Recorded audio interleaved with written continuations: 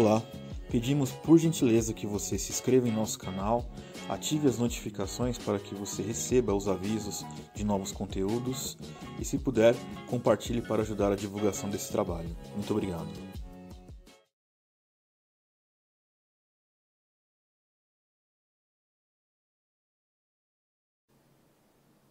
Olá, irmãos, que a graça e a paz do Senhor esteja sobre todos vocês. Que alegria podermos mais uma vez estarmos juntos para estudarmos a palavra de Deus, estudarmos também a Sagrada Teologia, que discursa, que responde à revelação de Deus na Sagrada Escritura.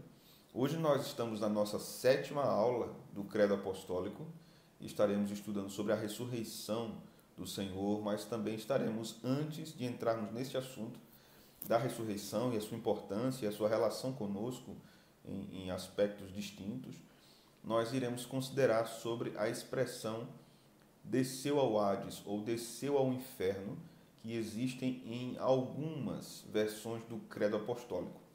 Nesta versão que nós estamos usando, se os irmãos repararam na imagem que nós disponibilizamos, no texto que nós disponibilizamos para os irmãos, não tem essa expressão desceu ao inferno, mas tem lá desceu aos mortos. Então, nós vamos explicar o porquê na nossa versão não há essa parte, qual é a relação, da teologia cristã com isso e como nós vamos responder essa questão, estaremos desenvolvendo isso hoje. Antes de começarmos, vamos orar, pedir a bênção de Deus sobre nós, sobre o nosso empreendimento aqui, o nosso trabalho espiritual e intelectual, para nós compreendermos a Sagrada Escritura e sermos instruídos por ela. Vamos orar, curve sua cabeça, feche seus olhos, busquemos ao Senhor em oração. Pai, nós te pedimos nesta ocasião a tua bênção sobre nossas vidas, nesse momento de estudo, que seja uma bênção para todos nós, que o Senhor abençoe cada irmão que estiver ouvindo e vendo este vídeo neste dia, estes que são congregados de nossa igreja, membros, e também aqueles que não são, que são de outras comunidades, de outras denominações, que o Senhor esteja os abençoando também com o conteúdo deste material. Que o Senhor edifique o teu povo, que o Senhor exorte o teu povo, que o Senhor console também o seu povo através dos ensinamentos da Sagrada Escritura. Ó Espírito Santo, ilumina o nosso entendimento para a compreensão das verdades eternas de Deus. Essa é a nossa petição, no nome de Jesus. Amém. Amém. Muito bem, irmãos. Vamos considerar inicialmente esta expressão, antes de entrarmos no assunto da ressurreição e da sua importância. Vamos considerar esta expressão sobre desceu ao Hades.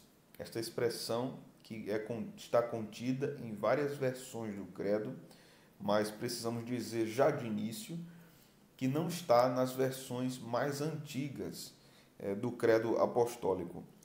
Alguns usam esta expressão para afirmarem que Jesus foi no inferno, pregou no inferno e foi declarar vitória no inferno, coisas dessa natureza. Os irmãos podem se recordar, alguns meses, acho que há um ano ou dois passado, nós estivemos fazendo aqui na nossa igreja exposições sobre 1ª Epístola de Pedro e 2ª Epístola de Pedro, onde nós tratamos sobre esse assunto propriamente na 1ª Epístola, no capítulo 3, no versículo 18 ao 20.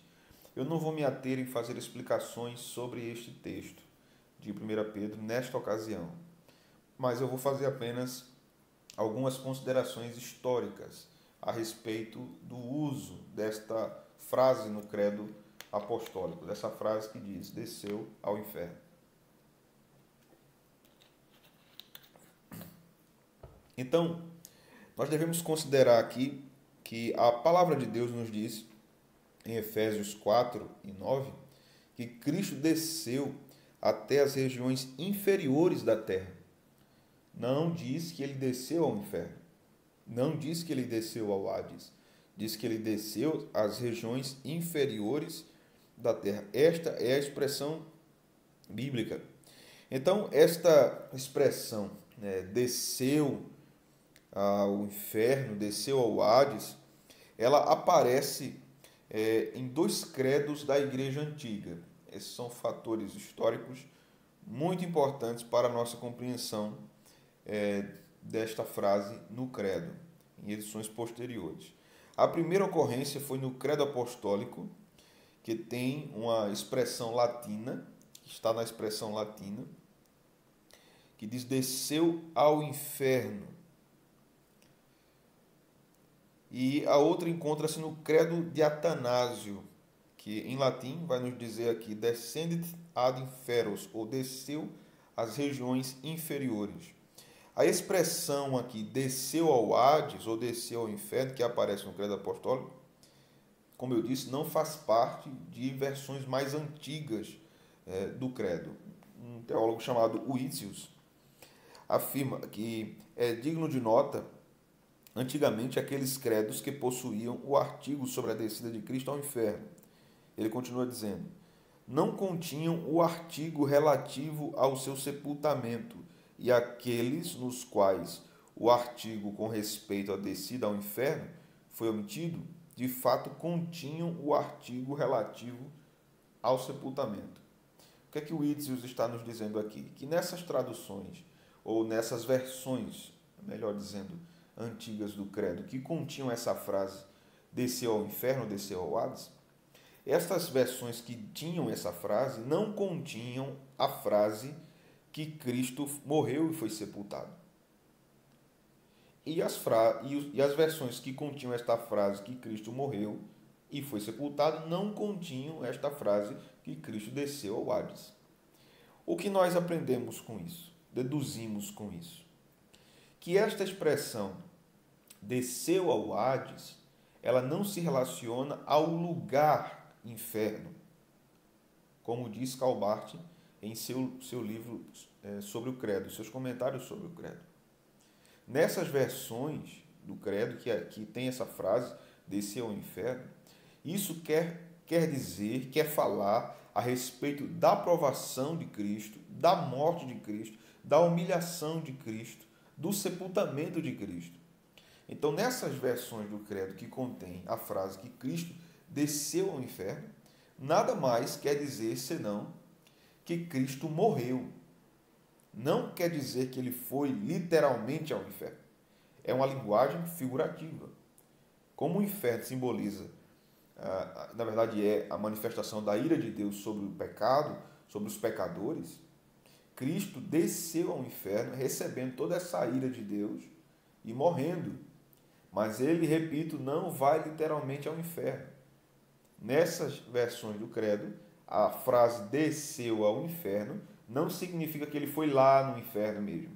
Significa apenas, tão somente, que ele morreu e que ele foi sepultado.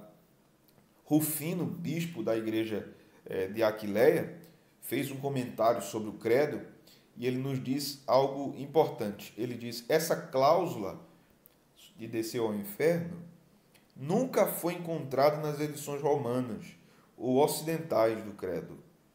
Rufino acrescenta ainda: a intenção da alteração do credo em Aquileia não foi a de acrescer uma nova doutrina, mas a de explicar uma antiga, e, portanto, o credo de Aquileia omitiu a cláusula foi crucificado, morto e sepultado, e a substituiu por uma nova cláusula, desceu ao inferno.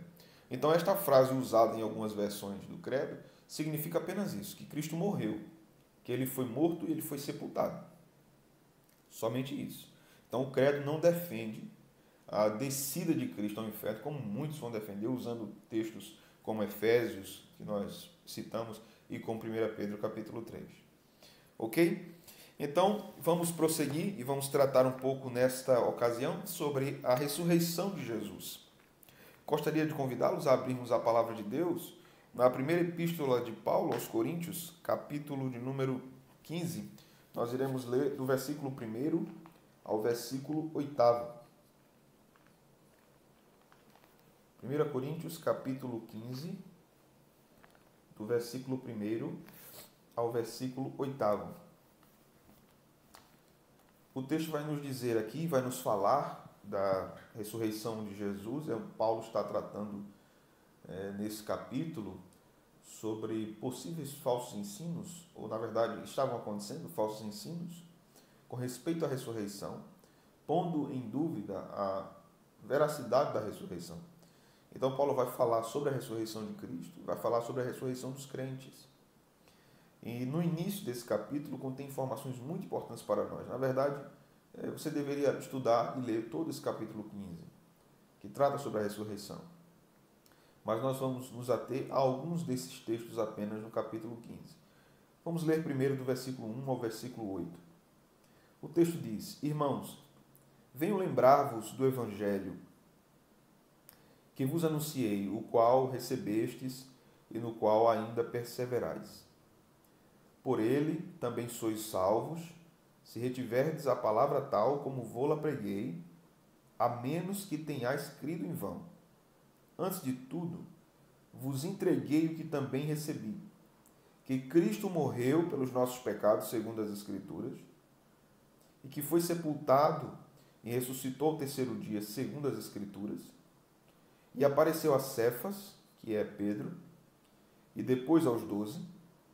Depois foi visto por mais de 500 irmãos, de uma só vez, dos quais a maioria ainda sobrevive, porém alguns já dormem. Depois foi visto por Tiago, mais tarde por todos os apóstolos. Afinal, depois de todos, foi visto também por mim, como por um nascido fora de tempo. Então, aqui nós observamos o testemunho glorioso da ressurreição. Alguns estudiosos vão dizer que esta passagem, inicialmente, mencionada por Paulo, a partir do verso 3, era um credo da igreja antiga. Um credo na ressurreição de Jesus. A mensagem da ressurreição era algo central na pregação apostólica. Era algo muito importante na pregação apostólica. Porque, como Paulo mesmo vai dizer aqui no versículo de número 14, se Cristo não ressuscitou, é vã a nossa pregação e vã a vossa fé. Se não houve ressurreição, a pregação é inútil e a fé também é inútil. Então, o cristianismo está construído em cima dessas verdades: a morte e a ressurreição de Jesus. As duas coisas, os dois eventos são muito importantes para o cristianismo. Paulo diz que Jesus morreu pelos nossos pecados e ressuscitou para a nossa justificação. Então, a ressurreição ocupa um lugar testemunhal muito importante no avanço do cristianismo e na estrutura doutrinária do cristianismo. No versículo 15 do capítulo 15, nós lemos também aí: se somos tidos por falsas testemunhas de Deus, porque temos asseverado contra Deus que ele ressuscitou a Cristo, ao qual ele não ressuscitou, se é certo que os mortos não ressuscitam. Então, Paulo, nesse capítulo, vai nos mostrar a importância grandiosa da ressurreição de Cristo, porque se Cristo não ressuscitou, a nossa salvação não será consumada. Não haverá glorificação. A mensagem de esperança do cristianismo está baseada, fundamentada na ressurreição de Jesus tão somente. Então, no capítulo 15 ainda, versículo 55 até o 57, nós lemos aí o seguinte: onde está, ó morte, a tua vitória? Onde está, ó morte, o teu aguilhão? O aguilhão da morte é o pecado, e a força do pecado é a lei. Graças a Deus que nos dá a vitória por intermédio de nosso Senhor Jesus Cristo. Esse texto nos mostra que Jesus conquista a vitória sobre a morte por meio de sua ressurreição. Que a morte recebe seu castigo e sua paga, e que há vitória sobre ela por causa de Jesus. Veja o versículo 57. Graças a Deus que nos dá vitória por intermédio de nosso Senhor Jesus Cristo. A vitória aqui tem a ver com a nossa salvação, não com outra coisa. Esse texto está falando da nossa salvação, principalmente apontando para o seu estado final, para a nossa ressurreição, para a glorificação da igreja. Então, sem a morte e a ressurreição, em especial a ressurreição, que é o que nós estamos tratando, de Jesus, não há esperança para a igreja. A ressurreição de Jesus traz consolo, esperança, fortaleza para a igreja. Esta palavra esperança é muito utilizada na literatura paulina. E ela aponta justamente para esse evento futuro, da volta do Senhor, que está fundamentado nesse evento passado, da ressurreição, que nos garante que nós seremos restaurados, que nós seremos ressuscitados. Então a ressurreição é uma testemunha poderosa da salvação que há em Cristo Jesus, da salvação que é realizada em nós. Quando nós consideramos essa questão sobre a ressurreição, nós precisamos também considerar alguns aspectos em relação ao próprio Cristo. Primeiro, que a ressurreição de Cristo é uma ressurreição física. Não é apenas um reaparecimento do espírito, da alma. É uma ressurreição física. Então é necessário que nós nos lembremos disso e que nós leiamos alguns textos da Escritura que falam sobre isso. Vamos ler o primeiro texto, que está em Atos, capítulo 1, versículo de número 1, ou melhor, capítulo 1, versículo 3 e versículo 4. Atos, capítulo 1, versículo 3 e versículo 4. Esse texto que nós vamos ler nos fala da fisicalidade da ressurreição de Jesus, ou seja, Jesus ressuscitou fisicamente, carne e ossos mesmo. Era possível tocá-lo, era possível abraçá-lo, era possível senti-lo. Havia sensibilidade no contato. Então, esse texto é um dos textos que nos mostram sobre a fisicalidade da ressurreição de Cristo. Veja, versículo 3. A estes também, depois de ter padecido, se apresentou vivo, com muitas provas incontestáveis, aparecendo-lhes durante 40 dias e falando das coisas concernentes ao reino de Deus. Então veja que Jesus aparece ressuscitado e diz o texto, com provas incontestáveis. O que é que Lucas está nos dizendo aqui em Atos? Que não tinha como negar que era ele, que havia corpo, que havia matéria ali. Jesus realmente ressuscitou fisicamente. Então, versículo 4 nos diz, e comendo com eles, Jesus, comendo com os discípulos, determinou-lhes que não se ausentassem de Jerusalém, mas que esperassem a promessa do Pai, a qual, disse ele, de mim ouvistes. Então perceba que o corpo ressuscitado de Jesus era real e que Jesus comia, Jesus comeu com eles. O corpo glorificado pode comer e comeu, é o que está dizendo o texto aqui. Voltando para João, você vai voltar em uma página ou duas, no capítulo 20 de João, vamos ler do versículo 26 até o 28. O texto vai nos dizer, passados 8 dias, estavam outra vez ali reunidos os seus discípulos e Tomé com eles. Estando as portas trancadas, veio Jesus, pôs-se no meio deles e disse-lhes, paz seja convosco. E logo disse a Tomé, Jesus disse a Tomé, põe aqui o dedo e vê as minhas mãos. Chega também a mão e põe-na no meu lado. Não sejas incrédulo, mas crente. Respondeu-lhe Tomé, Senhor meu e Deus meu. Então o próprio Jesus diz a Tomé, bote a mão aqui, o dedo aqui nas minhas feridas. Toque aqui do meu lado, veja que sou eu mesmo, em carne e osso. Então esses textos mostram que Jesus ressuscitou fisicamente. Isso é muito importante para o testemunho da igreja. Vamos ler outro texto? Está em Lucas, capítulo 24, versículo 36. Lucas, capítulo 24, versículo 36 ao 43.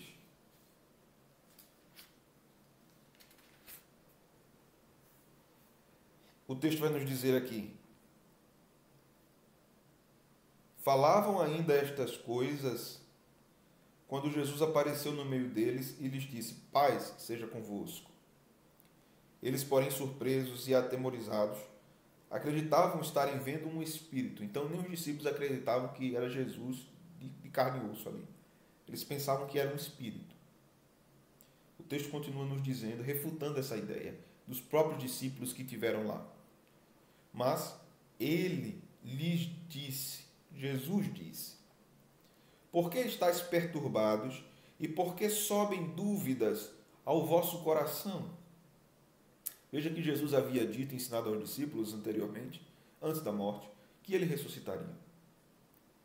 Por isso ele diz isso aqui. Por que vocês estão perturbados e por que vocês têm dúvidas sobre se sou eu ou não? Então, versículo 39, Jesus diz: vede as minhas mãos e os meus pés, que sou eu mesmo. Apalpai-me. Ou seja, peguem, me toquem e verifiquem, porque um espírito não tem carne e ossos, como vedes que eu tenho. Dizendo isto, mostrou-lhes as mãos e os pés. E por não acreditarem, eles ainda por causa da alegria, e estando admirados, Jesus lhes disse: tendes aqui alguma coisa que comer? Então lhes deram um peixe, um pedaço de peixe assado e um favo de mel, e ele comeu na presença deles. Então veja que o próprio Jesus usa provas para mostrar que ele estava em carne e osso. Ele diz para eles tocarem e ele come da mesma comida que eles estavam comendo. Jesus tinha ressuscitado de fato. Ele estava ali fisicamente, de fato. Essa verdade é central no cristianismo, irmãos. Qualquer pregação, qualquer ensino que negue a ressurreição de Jesus, a ressurreição física de Jesus, é um ensino herético, é uma heresia. Fuja disso. Fuja dessa pregação, fuja desse pregador. O cristianismo histórico confessa: Jesus ressuscitou. E Jesus ter ressuscitado fisicamente, há um grande significado para nós nisso.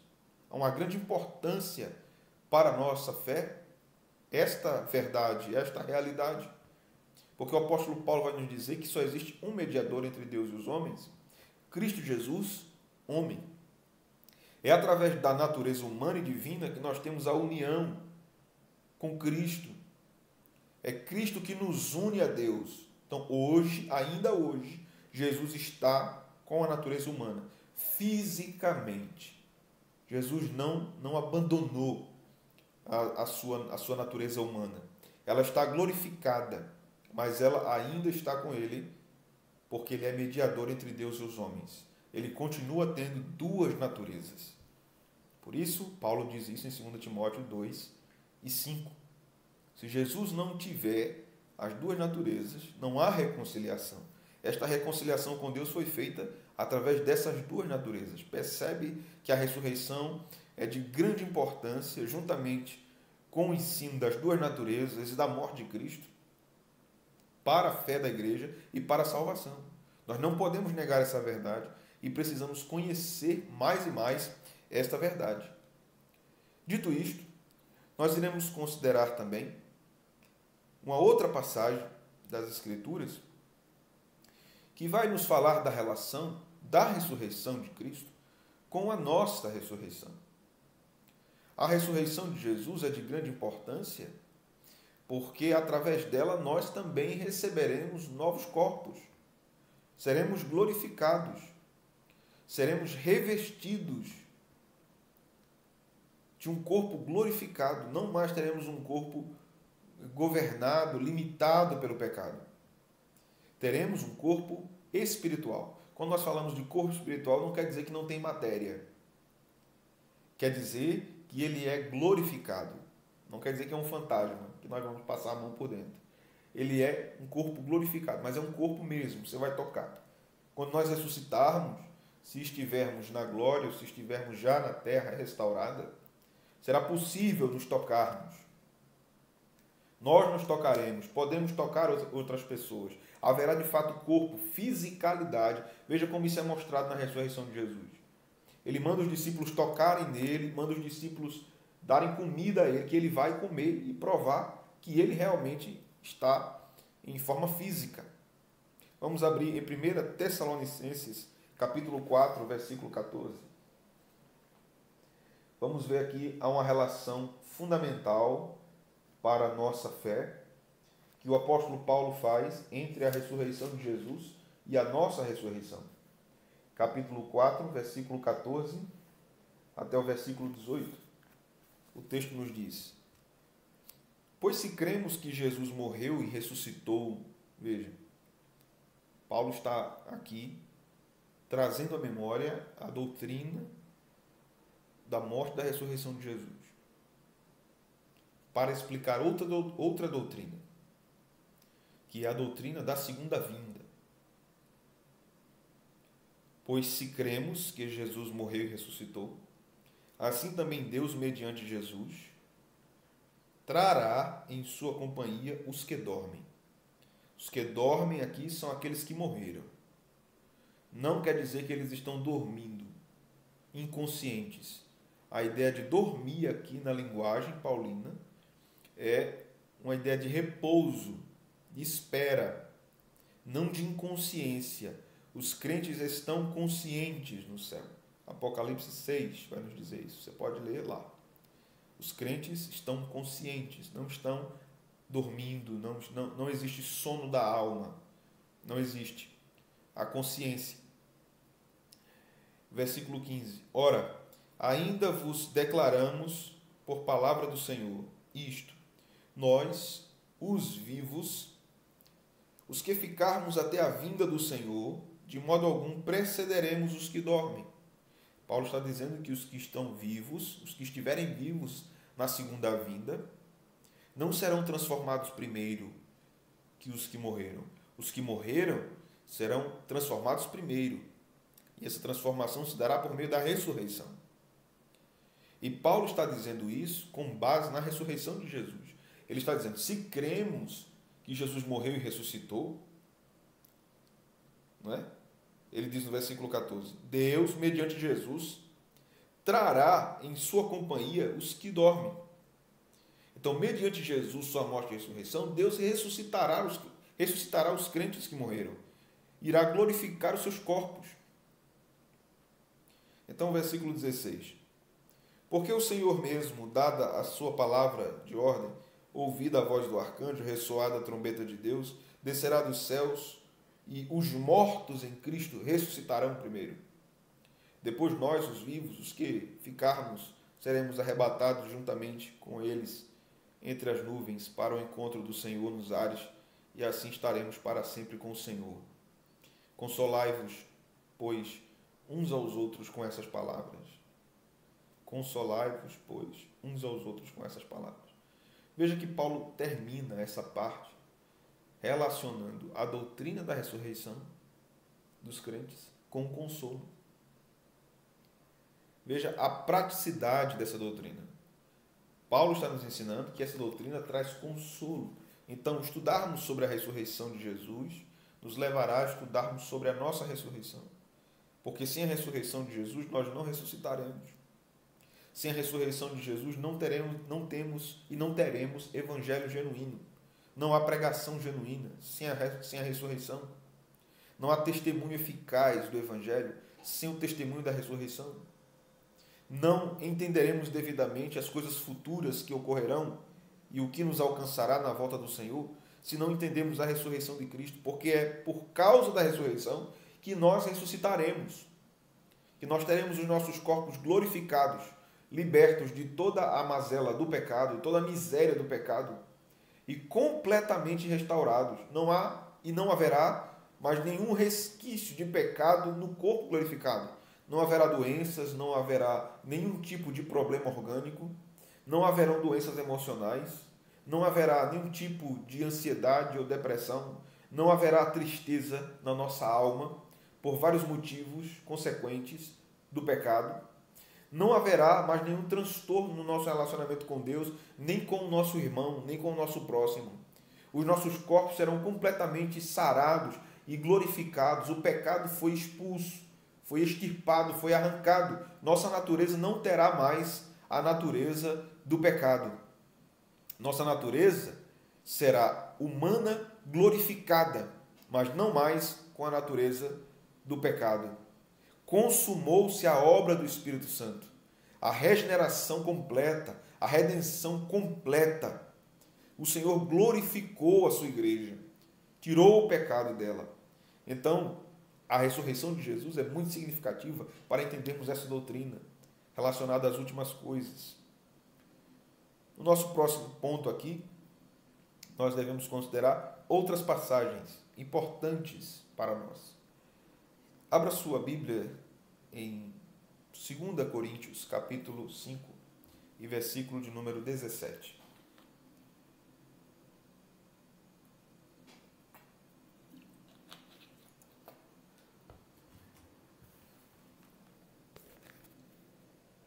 Segunda Epístola de Paulo aos Coríntios, capítulo 5 e versículo de número 17. O texto vai nos dizer: e se alguém está em Cristo, é nova criação. As coisas antigas já passaram, e eis que tudo se fez novo, ou se fizeram novas. Talvez a sua versão tenha aí criatura, mas está no original criação. Aquele que está em Cristo é nova criação. O que isso tem a ver com a ressurreição de Jesus? Tudo. A nossa salvação tem tudo a ver com a ressurreição de Jesus. Quando nós observamos a Escritura, nós vamos observar que ela dá muita atenção à questão da criação e à questão da recriação, da nova criação. Ao contrário do que muitos de nós aprenderam, acreditam, a nova criação não começa a surgir na volta de Jesus. A nova criação acontece ou inicia-se por causa da primeira vinda de Jesus, por causa da sua obra, da sua morte e da sua ressurreição. Abra sua Bíblia comigo, por favor, em Mateus, capítulo 19, versículo 28.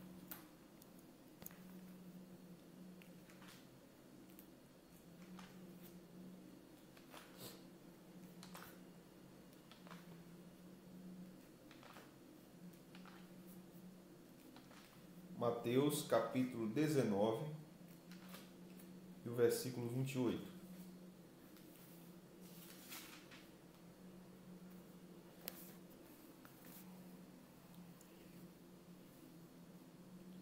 Jesus lhes respondeu: em verdade vos digo que vós, os que me seguistes, quando na regeneração o Filho do Homem se assentar no trono da sua glória, também vos assentareis em 12 tronos para julgar as 12 tribos de Israel. Veja que a palavra regeneração aqui significa literalmente gerado de novo, né? Tem a ver com a instauração perfeita e completa do reino de Cristo. Quando Cristo estiver reinando, finalmente, absolutamente, quando o seu reino estiver consumado. Cristo já é rei, ele já reina, mas vivemos entre o já e o ainda não. Apesar de já ser rei, de ele ser rei e reinar, o seu reino não está consumado. Não chegou ainda à consumação final de todas as coisas. Mas Jesus aplica a palavra regeneração à vinda plena desse reino. Quando na regeneração, ou seja, quando o meu reino for implantado finalmente, completamente, consumadamente. Ok? Vamos ler outro texto, que está em Tito, capítulo 3, e versículo de número 5. Tito 3 e 5.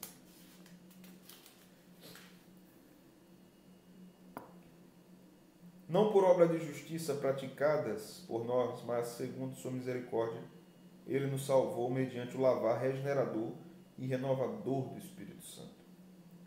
A palavra regenerar aqui tem o mesmo sentido teológico daquela de Mateus 19, versículo 28. Sendo que há uma diferença na aplicação dessa palavra. Lá em Mateus 19, Jesus aplica essa palavra à consumação do seu reino, chamando de regeneração, aplicando a nova criação, de forma consumada. Em Tito 3:5, Paulo aplica ao crente, à igreja, que é salva por Jesus, que é nascida de novo, nascida do Espírito. Então, qual é o raciocínio aqui e a relação dessas duas passagens de Paulo e de Cristo? A nova geração, ou melhor, a nova criação, esse período de regeneração do cosmos, ele ocorre diferente da primeira criação, ou ao contrário da primeira criação. O que temos na primeira criação? Deus cria o cosmos e cria o homem e coloca ele no jardim e a sua mulher. Então, primeiro vem o jardim, Deus ordena aquilo e Deus coloca lá o homem e a mulher. Na nova criação, primeiro vem a igreja. A regeneração alcança a igreja e depois ela vai se estender na segunda vinda de Cristo, na sua volta, para toda a criação. Isso está em Apocalipse 21, 22, isso está em 2 Pedro 3, falando sobre o juízo e a restauração. Então, na segunda vinda acontece o contrário. Mas esta nova criação não acontece na segunda vinda apenas. Ela vai se consumar na segunda vinda. Ela começa a acontecer na salvação da igreja. Quando Cristo salva pecadores, ali já é o início de uma nova criação, que se expandirá. Dito isso, esta nova criação,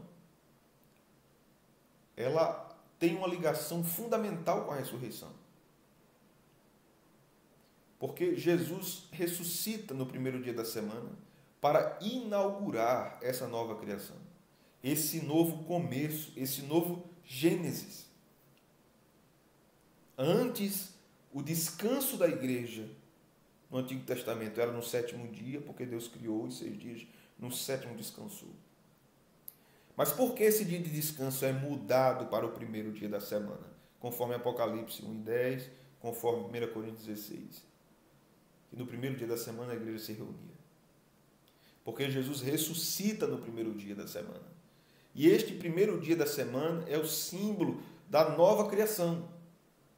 Aí, o descanso da igreja no primeiro dia da semana é o símbolo do descanso eterno da igreja. Na restauração de todas as coisas, na regeneração de todas as coisas, na implementação eterna e final do reino de Cristo. Esse primeiro dia de descanso, que a igreja para adorar a Deus, para servi-lo, é um dia de descanso das nossas atividades mundanas, do trabalho, para o serviço a Deus, para a liturgia, para a adoração. Então, abra Hebreus capítulo 4, versículo 10. Veja o que nos diz esse texto.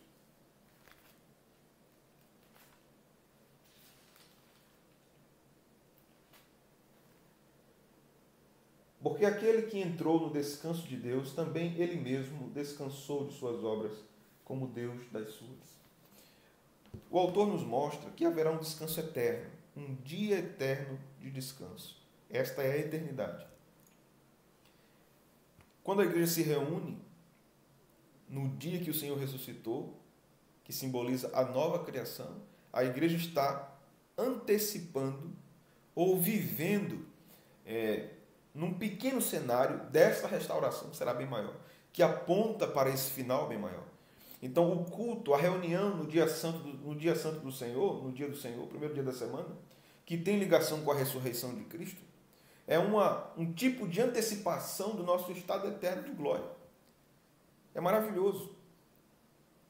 Porque é como se fosse um pedacinho do céu. Experimentamos isso com a congregação, em adoração. e experimentaremos de forma incomparavelmente perfeita e maior no céu. Então vamos fazer algumas considerações finais, irmãos, nessa ocasião. A primeira coisa que nós devemos aprender aqui, com respeito à volta do Senhor, com respeito à sua ressurreição, em especial, é que, pelo fato de Jesus ter ressuscitado, a morte foi vencida, há vitória sobre a morte. Jesus venceu. Onde está a morte, o teu aguilhão? A morte foi derrotada, a morte foi vencida pelo Senhor. Isso nos traz esperança, porque nós venceremos a morte.